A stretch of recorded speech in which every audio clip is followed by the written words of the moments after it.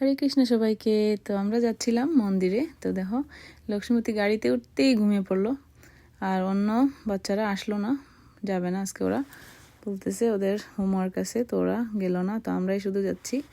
এই যে দেখো মন্দিরে এসে গেছি।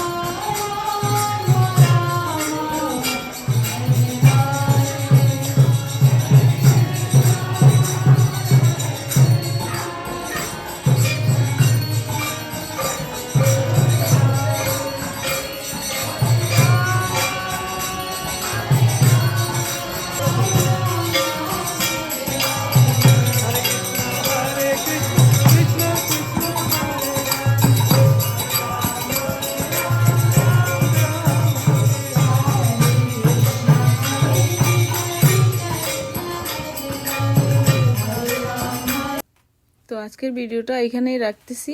সবাই ভালো থাকবে। আর এই যে দেখো আমার লক্ষ্মীমতী লাফাচ্ছিল এখানে। তো হরে কৃষ্ণ, হরি বল।